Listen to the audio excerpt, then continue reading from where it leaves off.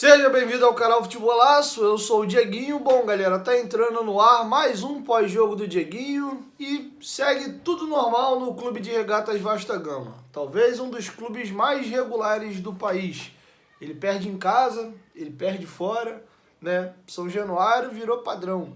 1 a 0 Goiás, 1 a 0 Cruzeiro, 1 a 0 Bahia e 1 a 0 Santos, né? 4 jogos, 4 derrotas, 4 vezes 1 a 0. Uma informação no final da transmissão me chamou muito a atenção, eu não tinha parado para pensar nisso. O Vasco não marcou gols ainda em São Januário. Foram 4 jogos em São Januário, nenhum gol. A última vez que o Vasco fez um gol atuando em São Januário foi contra o Bangu, na última rodada da Taça Guanabara, aquele jogo que o Vasco já estava classificado e antecedia, né, o primeiro jogo da semifinal do Carioca contra a equipe do Flamengo.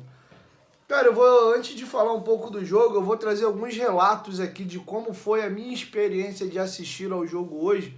E vocês estão vendo minha reação completamente diferente do jogo do Botafogo, apesar que era muito mais provável perder o jogo do Botafogo, líder do campeonato, tá atropelando todo mundo, do que perder hoje pro Cruzeiro. O jogo de hoje deveria me revoltar muito mais, sendo que eu tô ficando velho, cara. Eu faço 30 anos de idade dia 9 de agosto agora e eu acho que o tempo vai passando, a gente tem que refletir um pouco mais sobre certas coisas.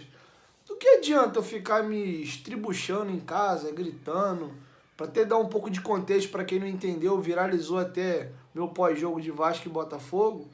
A minha cachorra tem uma pincher, não era uma criança, era uma cachorra, é a Nina, né?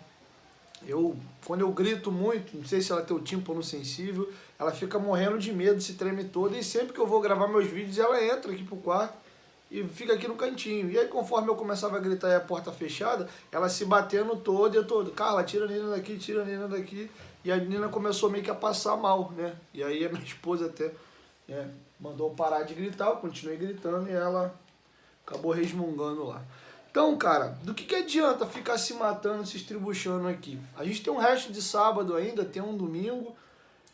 Se quem tem a caneta na mão não faz nada.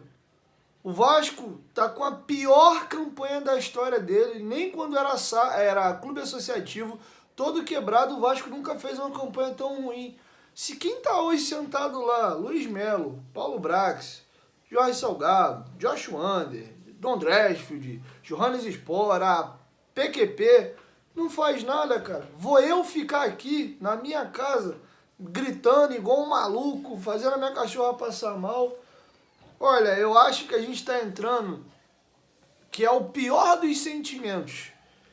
É quando... Sabe quando acontece uma situação grave e séria e você... É isso aí mesmo.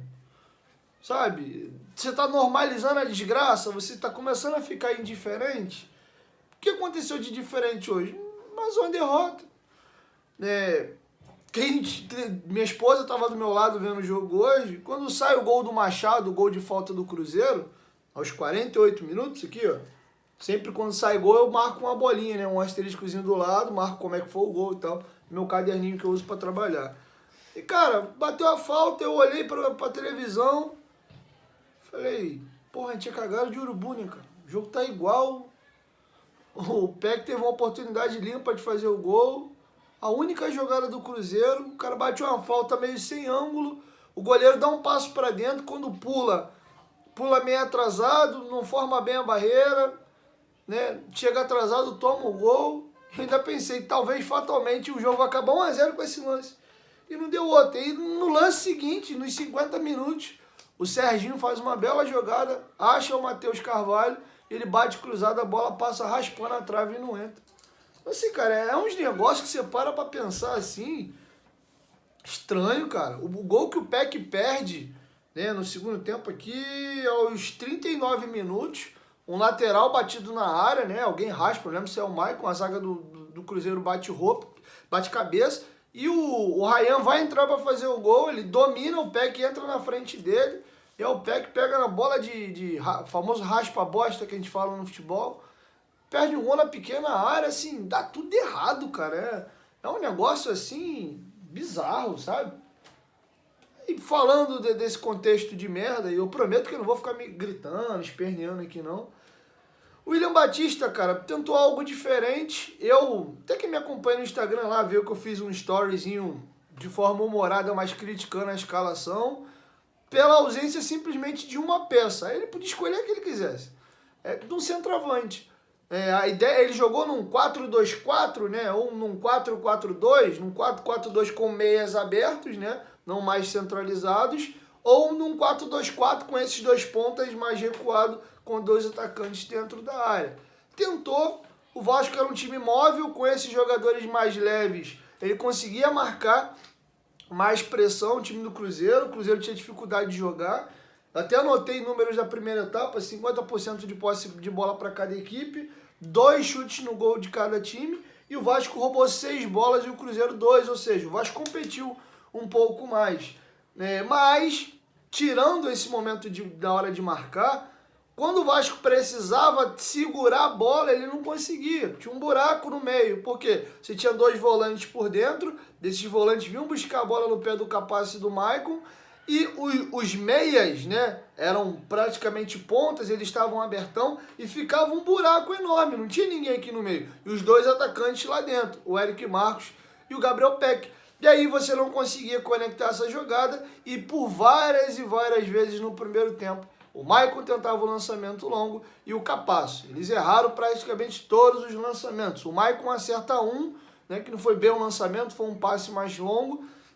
Ele acha o Serginho domina, gira, faz um belo lançamento, o Peck dá um passinho para trás para poder ficar antes do meio de campo e não ficar impedido, ele arranca, que é justamente o lance que eu falo, né? Com 4 minutos, o Peck bate cruzado, a bola passa raspando a trave. As 2 jogadas do Vasco foram jogadas individuais do Serginho, né? Um lançamento pro Peck, outra uma bola que ele recebe na ponta, vem trazendo por dentro e dá um passe aqui na diagonal. O Matheus Carvalho ataca, né, a bola, ataca o espaço e finaliza bem, né? Deu azar, a bola passou pertinho da trave ali e o Vasco não conseguiu achar os gols. O Cruzeiro teve um chute só com o Stênio, ali pro lado direito ali, e o Léo Jardim fez uma defesa até tranquila. Foi só isso e nada além. Primeiro tempo muito parecido, as 2 equipes com dificuldade de criar. No comecinho do jogo, o Cruzeiro conseguiu muitos escanteios, o Vasco cedeu um escanteio bizarro para o Cruzeiro, e o Cruzeiro levava alguns perigos nessas bolas alçadas à área, e acabou assim a primeira etapa. Me preocupou muito o Léo, com 25, 30 minutos, não recordo bem, sente a coxa, faz cara de choro, começa a socar o vento. É nítido que ele estava com uma lesão. Eu falei, pô, cara, e pior que eu falei isso no pré-jogo. Antes do jogo eu falei, pô, o Léo é bizarro, ele tá pendurado. Aí ele jogou todos os jogos do Vasco da temporada, tirando aqueles jogos que o Expressinho jogou. E aí, de tanto jogar, acabou que hoje estourou, né? Foi jogar na lateral. E a entrevista que ele dá no final do jogo é constrangedora, né? Não constrangedora com ele, porque se tem um cara que a gente não tem um ai pra falar é o Léo. Eu acho que é unanimidade, não tem um vascaíno que reclame do Léo. Léo que eu me refiro, o zagueiro, Léo Pelé. Então, assim, pô, o cara sai chorando, você vê que ele sai chorando, aí a Sofia Miranda, né, repórter da Globo, vai entrevistar ele ali. Léo, por que foi esse semblante mais caído, cara de choro e tal, você tá chorando, né? Ele... um pouco de cada coisa, joguei no sacrifício, não queria deixar meus companheiros na mão, tô com muita dor e tal, senti a posterior, mas eu não queria abandonar meus companheiros nesse momento de dificuldade. E você vê que ele é um cara que luta durante o jogo, e quando não tem torcida no estádio, você escuta visivelmente, né, o áudio dos atletas em campo. Eu acho que a transmissão foca mais nos atletas também, já que não precisa se dividir com o campo e a torcida. E você consegue ver mais as expressões. E aí ele dá esporro num, dá esporro no outro, reclama, cobra, incentiva, joga junto com o time.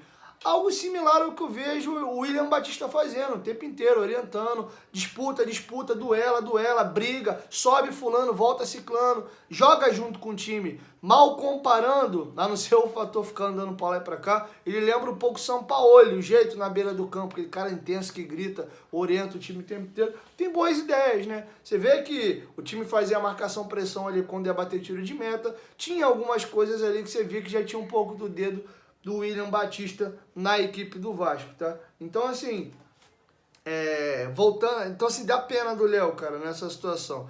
E aí, falando da segunda etapa, o Vasco até se lança um pouco mais, óbvio, né? Tá perdendo, tá jogando em casa, tá na zona de rebaixamento, e tenta um pouco mais. O Orelhano faz um segundo tempo um pouco melhor, conseguindo essas jogadas de arrancada, aquela bola que ele domina, finge que vai para um lado, dá uns giros em cima do próprio corpo dele e arranca.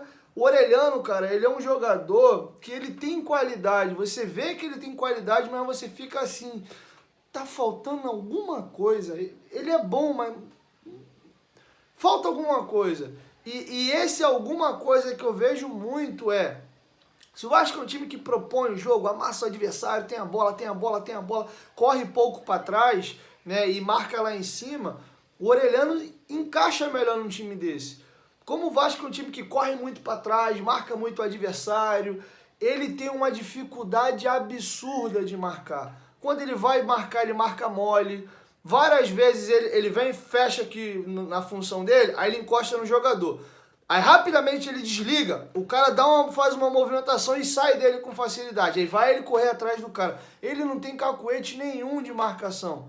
E aí em cima disso, cara, eu vejo ele com qualidade. Ele tem um drible curto, ele tenta esse 1-2, essa bola enfiada. Hoje ele deu uma cavada por cima pro Pedro Raul, por pouco ali. Se a bola é um pouquinho mais curta, o Pedro Raul entrava na cara do gol.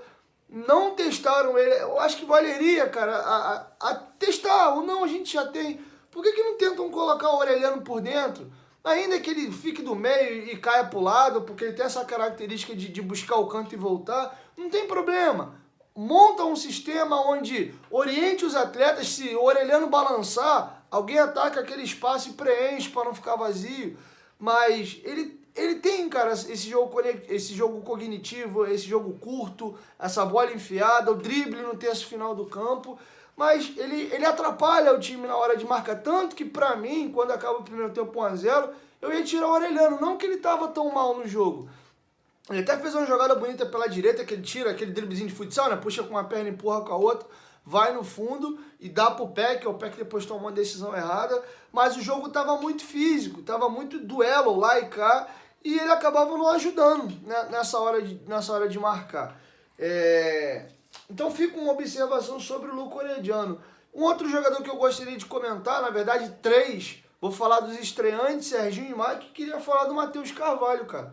E vou falar do Matheus e do Serginho numa situação só, porque eu acho que eles se encaixam no mesmo perfil, eu vou explicar. Situações diferentes, né? O Serginho é um jogador que foi revelado no Vitória da Bahia, não teve oportunidade no Brasil e cada um, né? A vida te dá uma oportunidade, cada um agarra as que a vida te dá. A dele foi para um clube pequeno da Europa, para países sem muita relevância da Europa para tentar a vida. E foi conseguindo galgar, né? Foi no Kosovo, Macedônia, Albânia? Não lembro se teve Albânia. Aí ele vai para a Turquia, que já é uma liga maior, né? Estamos falando de uma liga intermediária. Já não é uma das principais ligas, mas não é daquelas ligas da baba do boi cansado. E foi a oportunidade que a vida deu para o Serginho. E o Serginho, ao ser anunciado, ele apanha muito simplesmente por ser um desconhecido. Quem me ouviu falando aqui no canal, e eu peguei muito para mim a situação do Matheus Carvalho, que eu vou falar na sequência, a gente muitas das vezes é preconceituoso. Ah, porra, o cara joga no time tal, o cara nunca jogou em lugar nenhum, quem é esse cara? A gente quer sempre a grife, o nome do momento. E o Matheus Carvalho, que mais uma vez fez um bom jogo, eu acho que o Matheus merece ter uma vaga hoje nesse time do Vasco. Ele é um volante que tem bom trato com a bola, é um moleque que tem estatura, ele não é baixinho, segura bem a bola, tenta jogar pra frente. Hoje o Vasco faz uma jogada, que a bola vem no Léo, o Léo dá nele, ele domina, gira, sustenta a falta e acha o passe foi no Peck, deixa eu ver se eu acho aqui. Não lembro, ele acha um passe no Serginho. E aí o Serginho, né, a bola cai na perna ruim dele, ele vê algum jogador atacando a área, em vez de ele tentar chutar com a esquerda, ele tenta cruzar para a área e cruza todo errado e joga a bola na outra ponta. Ele tem essa característica. O jogo do Inter me chamou a atenção. Ele pisar na bola, tentar o passe, bola longa, jogar para frente, né? Eu tenho gostado do Matheus Carvalho, eu acho que ele merece mais oportunidade. E é um cara no meio campo que te dá volume. Ele, Jair, Marlon Gomes são atletas que tratam a bola com mais carinho. Depois tu mete um Medel, faz um 4-4-2 losango aí, reveza, alterna, né? Porque o Jair gosta de jogar pra frente também. Bota o Marlon Gomes, até chegar ao 10, a gente precisa do 10, mas com o que a gente tem hoje aqui, por que não, de repente, Carvalho pelo um lado, Jair pelo outro, Medel por trás, o Marlon Gomes um pouco mais avançado, encostando nos atacantes ali, podendo ser também, por que não, o Orelhano testar ele nessa função, com 2 atacantes.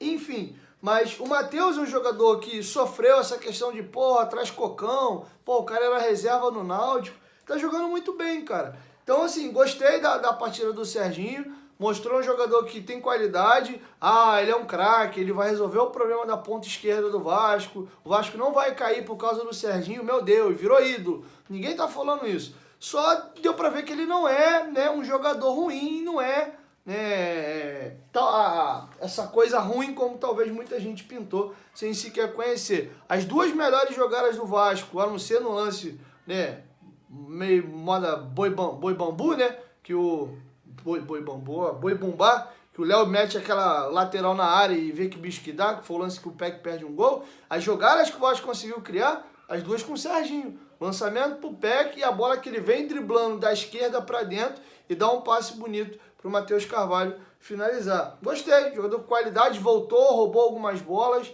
ligado, se comunicando com os jogadores, não é um cara que joga mudão, reclamando de uma coisa aqui a colar. Se manter esse nível de atuação, né, ele é um jogador que pode ajudar, cara. Pode ajudar. E vejo hoje, por exemplo, com a atuação de hoje, e visivelmente ele tá um tempão sem jogar, né, os jogadores na Europa estavam de férias, ele tá um mês sem atuar já, ele deu uma sentida no jogo, né, tava um pouco calor, numa intensidade forte, ele até ficou no banco ali com gelo nas 2 coxas. Mas eu acho que é um atleta que melhor preparado tem condição de ajudar. Agora, sobre o Maicon, lembra que eu falei para vocês? Eu não sei qual é o Maicon que vai chegar no Vasco. É o Maicon do Santos? É o Maicon do Galatasaray? Do Porto? Do São Paulo? Pô, esse aí me interessa. E eu diria que tá mais pro Maicon do Santos do que esse Maicon para trás. Eu vi o Maicon hoje em São Januário pesado. Era visível que os jogadores do Cruzeiro viam que ele tinha dificuldade de correr para trás, porque é normal, ele é um cara alto, forte, e já não era velocista mais novo. Com 34 para 35, é natural, né, que ele vai ter mais dificuldade de correr para trás. E hoje, cara, a gente, né, deixou uma situação, um ponto sensível e frágil muito exposto para o Cruzeiro. Porque o Cruzeiro várias vezes teve contra-ataque que não soube matar, com Capace e Maicon correndo para trás. 2 zagueiros pesadíssimos. E aí toda vez que o Bruno Rodrigo pegava a bola, ele não pensava 2 vezes. Ô Wesley, ele nem dominava a bola vinha, ele já dava o tapa no espaço vazio para fazer a meia-lua ou correr pelo lado para tentar passar, porque ele já sabe. Já teve uma bola que o Léo fez a cobertura e salvou. Outro jogador dava o drible na hora de dar o passe no outro companheiro, batia no Capasso, o cara dava errado. Enfim, a gente acabou tendo um pouco de sorte nesse quesito. Não é que o Maicon fez um jogo ruim, não, tá? Ele não entregou a rapadura, falhou gravemente, nada disso, né?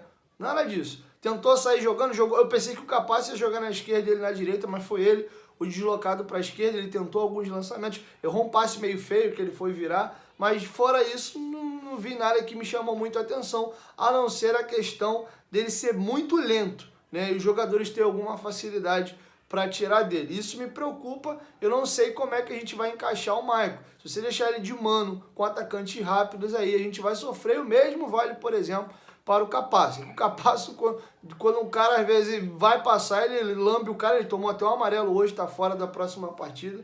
Mas enfim, então sobre as estreias era isso. E talvez, cara, o Vasco poderia ter tido uma sorte melhor se o William Batista, ao invés de ter Peck e Eric Marcos, aí era a escolha dele, eu manteria o Peck, ele ter tirado, né, um desses jogadores e iniciado com o Ryan ou até com o Pedro Raul. O Pedro Raul hoje entrou até bem. Uma jogada que não é a dele, forçaram muito, ele até se saiu bem hoje que era uma cavada para ele atacar o espaço, segurar, fazer pivô. Tem uma bola até que ele recebe um lançamento, não lembro se é do Alex Teixeira, ele vai no fundo, cruza de esquerda, que nem é boa, um passe lindo. Era só o Ryan fazer o gol, o Ryan cabeceia por cima e acaba perdendo o gol. Entrou bem, melhorou hoje o Pedro Raul, não teve nenhuma chance clara de finalizar, mas hoje ele jogou melhor, não foi aquela partida horrorosa do Botafogo. Então eu gostaria que ele queria testar esse 4-2-4, né, esse 4-4-2 aí com os meias abertos. Ele poderia ter tido um homem na área, porque várias vezes teve uma jogada que me chama a atenção, que o Peck ou o Orelhano vai na bandeirinha de lateral, bandeirinha de escanteio, e aí quando a câmera abre um pouco, não tem ninguém na área. Ele ia fazer o quê? Ele ia rabiscar todo mundo até dentro do gol. Então assim, eu acho que, pelo menos eu aqui não sou treinador, né? Mas a impressão que me ficou, faltava esse cara dentro da área. Mas, enfim, é isso, é mais uma derrota. O Vasco nos últimos 9 jogos perdeu 8, é um negócio assim assustador. Dificilmente em qualquer campeonato você vai ver um time que em 9 jogos ele vai perder 8, é muito grave o que está acontecendo no Vasco. E a gente não vê movimentação de desespero, né? De desespero que eu digo medidas emergenciais para quem está morrendo, para quem está nas últimas, né? Você não pode ser tão negligente quando a vaca está indo para o brejo. E essa é a impressão que eu sinto da diretoria do Vasco, que é todo mundo, é da SAF, é da associação, enfim. Eu sei que eu não vou ficar mais aqui me matando, gritando igual um louco. Não resolve, eu não contrato, eu não escalo, eu não jogo. E numa dessa aí, já não tô me cuidando tanto, né? Eu tenho uma engordada, eu tenho que dar uma emagrecida de novo. Então, numa dessa aí, pra tu infartar, é 2 palitos. Então, enfim, tem um resto de sábado ainda, são 6h30, você aí, quem é de beber, vai beber, quem é da igreja, vai pra igreja, quem é da leitura, quem é da série do Netflix, desliga do Vasco um pouco, aproveita o teu final de semana, o Vasco só joga daqui a 15 dias, feliz ou infelizmente, não tem pra onde correr, eu tenho que trabalhar, é meu trabalho, né? Eu vivo disso. Então, amanhã estarei aqui, segunda, terça, quarta, quinta, sexta. Eu não tenho opção, você até tem. Se quiser continuar com a gente aqui, te agradeço, você vai ajudar meu trabalho.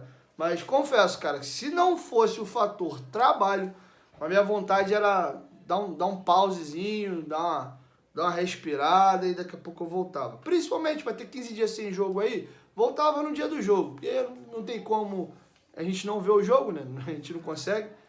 Mas, enfim, tá difícil, cara. O pior sentimento, que é o que eu tô hoje, é aquele sentimento, sabe, da impotência, da indiferença. Não é uma palavra muito forte. Não é indiferença, porque senão a gente não sentiria. E eu tô sentindo uma derrota, mas é aquela coisa do... fazer o quê? Entendeu? É igual a história do... Você já viu a pessoa que ela é, sei lá, ela é, sei lá, não sei, cara. A gente tem que tomar cuidado com os exemplos que a gente dá para não se complicar. Enfim, quando você está vivendo uma situação que tá ruim, ela piora cada vez mais e você não tem o que fazer, sabe? E você fica assim, eu vou fazer o quê? Pô, cara, mas tá piorando, mas eu não tenho o que fazer, meu amigo. Como diz o Figueiredo, né? Sendo que o Figueiredo fala que a gente tem que suportar o processo para viver como é que é a parada lá? Esqueci o nome do trem lá. Sendo que o processo da gente não acaba nunca, cara. A gente sofre. Então é isso, tá? Peço desculpa aí, eu sei que de repente alguns queriam eu aqui xingando, arrancando os cabelos da cabeça, mas eu acho que pra mim hoje é a forma melhor que eu decidi manter. Vi o jogo assim, tomou um gol, falei, cara, não vai empatar, não vai virar. Eu acho que muita gente deve estar com esse sentimento também. Você quiser me xingar aí, fica à vontade, mais um, menos um. Na hora que a merda estoura, sobra pra todo mundo. Eu já, infelizmente, também é mais uma coisa que acaba às vezes incomodando a gente que tem essa função, que fica do lado de cá. Que nessa hora a porrada come pra todo mundo, inclusive pra gente que não tem nada a ver. Mas é isso, 1, 2, 3, futebolaço. Amanhã, na medida do possível, a gente tenta manter a programação normal do canal. Tamo junto.